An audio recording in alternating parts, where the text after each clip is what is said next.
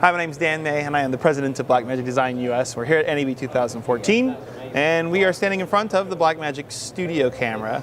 And what we wanted to do here is we wanted to create a single-purpose camera. We have some fantastic cameras we've created over the years for kind of content creation and creative content.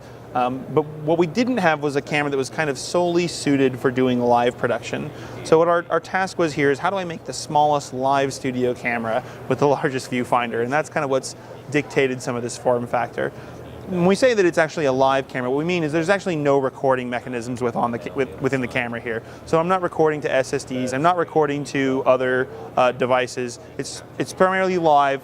I'm either using fiber in this case, with a fiber in and out, or an SDI in and out. And that's going to be going back to some other recording media, or perhaps something like our A10 production switchers, which is what we really have a great, we want to be able to use these with these production switchers to do live events. Of course, we're going to add reference on there so that we have things like Genlock. It's using our standard 1/4 inch, our 4-pin power. But it does have a 4-hour battery in here as well, so you're usually going to be tethered so that you can actually get that video off. But some people do want to have to walk off, even though they do have a tether, so they can walk off and get shots for a live production event. On the other side, we've got our XLR-based audio with phantom power, and our kind of our standard 1/4 inch jacks for a microphone, as well as a headset, and then Lank for basic controls there. But really, the heart of the camera is the fact that it's got this giant display on the back with this great field of view that we can go ahead and use on here.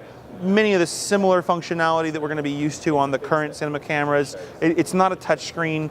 We do love our touch screens on some of these cameras, but this does give you a kind of a better monitor and things like bright lights.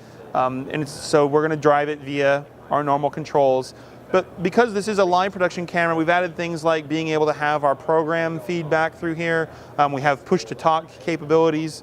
There's a tally light, which isn't up on here. So being able to have these kind of live features where I can have my headphone hooked up using an aviation headset, talk back to someone back on an A10 production switcher to be able to talk about if I'm on screen or where I need to go back to. So this is the idea behind the live production aspect of the camera.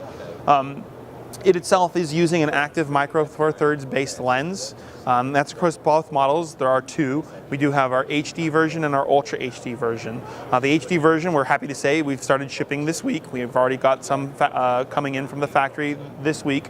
And this is using the standard 16mm, super 16mm size sensor that we see on our pocket camera. We also have an Ultra HD version that should be shipping hopefully in May, which is using a new 1-inch sensor that we're going to be deploying for this unit. But the great part is the pricing. The HD version is $2,000 and the Ultra HD version is $3,000. We knew we needed to make something that was, fairly economical, because if you're going to do a live production with something like an A10 production switcher, you're going to be buying 2, 4, perhaps up to 20 cameras to be able to use with our 20 input. So they need to be something that can scale fairly well. So we're really pleased with the product, the way it's come out. We've got fantastic feedback. We're happy to see the HD version shipping now, and we look forward to getting these in the users' hands.